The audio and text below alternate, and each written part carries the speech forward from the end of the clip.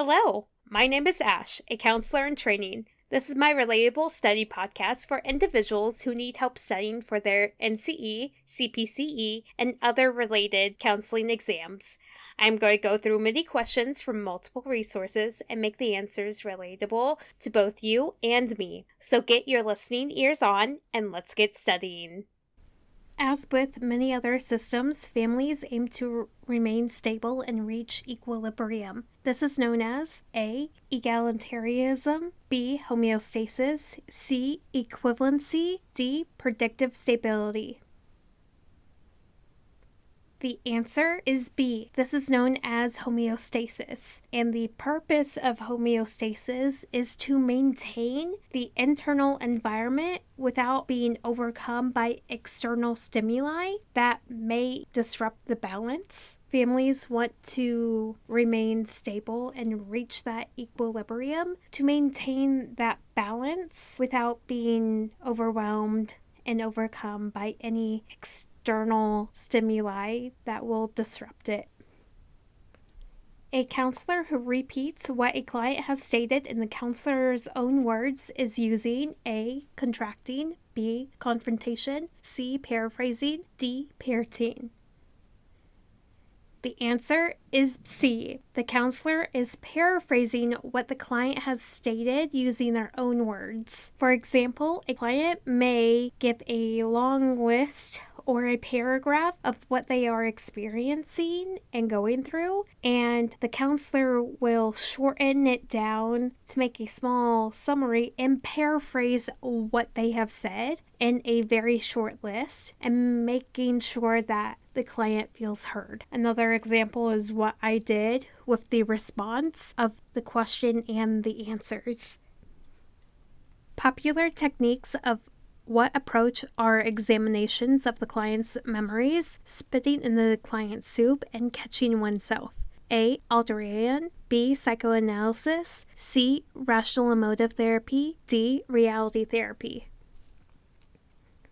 The answer is A. Alderayan is the one who came up with the spitting in the client's soup and catching oneself. He defined spitting in the client's soup as the necessary to spoil the fun in order to alter the negative patterns to create positive behavior changes. It also exposes the clients from what they are saying to what they are actually doing. An example would be a counselor saying back to the client, "You're telling me that bad people broke into your house, colored on the walls with your crowns, but didn't steal anything?" And the client would typically respond, "Yeah, that's crazy, right?" It's letting the client know that the counselor is on to them about what they're saying and their responses. I would recommend doing some more research because my example may not be the best one.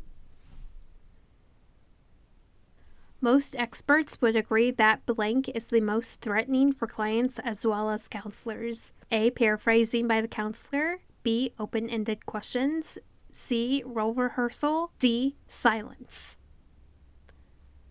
The answer is D. Most experts would agree that silence is the most threatening for clients as well as counselors. There are veteran counselors that believe some of the most valuable verbalizations come after a period of silence. As counselors in training, we must practice silence in order to give the client time to think and react. And it can feel very, very threatening for clients as well as ourselves. In my internship, I used a lot of silence, and that silence allowed individuals to open up to me and share information that they were not willing to share with my supervisor when they first started. And towards the end of my internship, I had a client who actually cried for the first time, and they've been with the program for a number of years. And after the session, my supervisor told me that was the first time they saw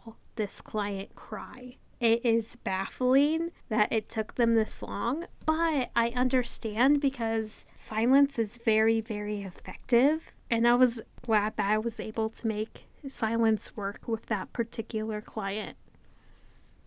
When the past is discussed in reality therapy, the focus is on the A. Failures, B. Irrational internal verbalizations, C. Transference issues, D. Successful behaviors.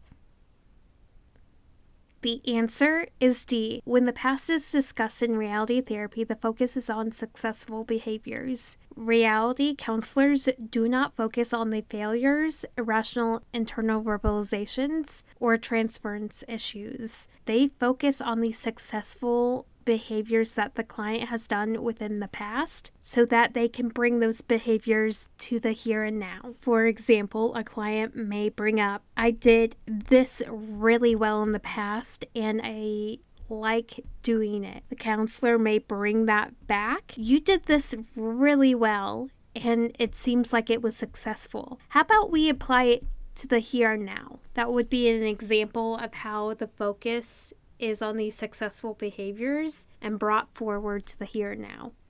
And that is all 5 questions. Thank you for listening. Keep calm and study on.